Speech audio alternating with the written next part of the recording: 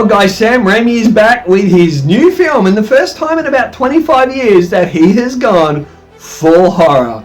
And has he succeeded in doing it? And has Rachel McAdams set herself up for future creepy roles? Let's look deeper into Send Help.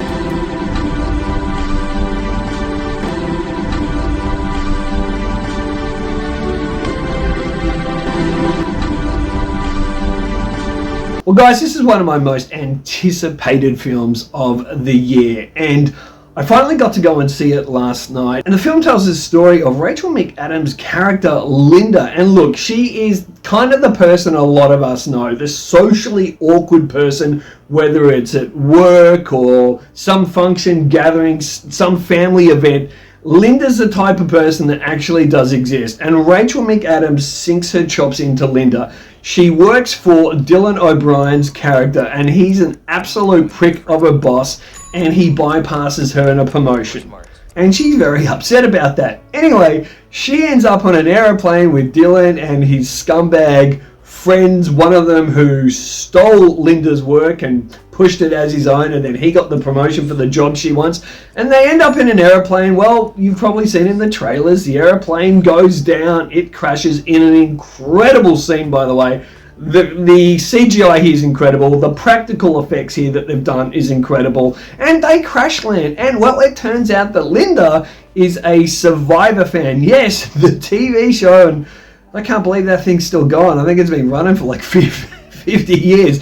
But she's a Survivor fan, and it now turns out on the island, well, she's kind of the big kahuna. She's the boss. And so there's this great power struggle, and the performances here by Dylan O'Brien and Rachel McAdams brings this power struggle right to the front of this film. And it's really well done, and especially through Sam Raimi's shot composition. Now, if I watched this film and I didn't know it was a Sam Raimi film, I think I would be halfway through it or quarter way through it going, this direction looks similar. This has got to be a Sam Raimi film. And I saw Drag Me to Hell, one of his classic films. I saw that for the first time literally just a few weeks ago. So I'm fresh with his material and his work. And of course he did Spider-Man and Spider-Man 2. And I love his direction. I think he's such an inspired filmmaker. He's kind of got that Tim Burton quirkiness about him.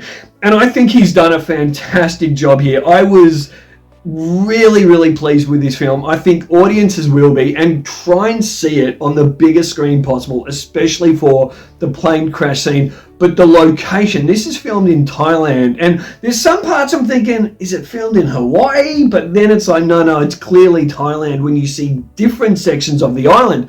Now, what I love so much about Send Help, which is my number one frustration with the film Castaway, you watch Castaway and you got like a 2.5 hour film, and Tom Hanks' character, he doesn't go into the island. During the whole film, we never see him go in the island, in and explore the island. In Send Help, oh yes, do they go into the island? They go into the island, we get to see waterfalls, we get to see cliffs and mountains and tracks and different parts. It's absolutely fantastic, and the cinematographer and the color saturation here is all perfect. It's really, really great. And because part of her character, in a way, she feels at home on this island, and through the cinematography and the color palette and what Sam Raimi shows you on the island, you can believe that a part of her character, that she would want to stay here because she feels at home. And obviously that caused a massive conflict between the two characters.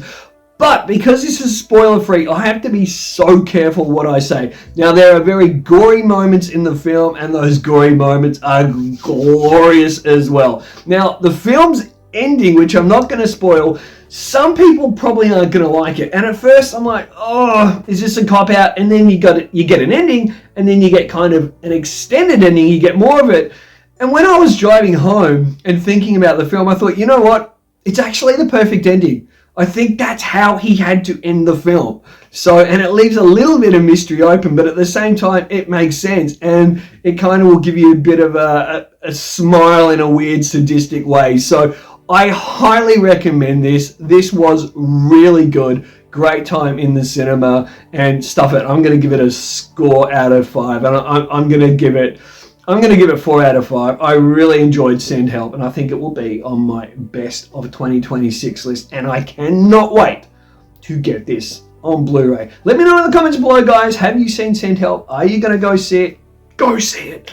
And until next time, look deeper into film. Thank you for watching this film review at Stevie G Talks Movies. And remember, guys, if you haven't already, tap the bell notification button and subscribed. This is your chance to do so now. Until next time, I'll catch you later. And don't forget, always look deeper into film. I'm in danger!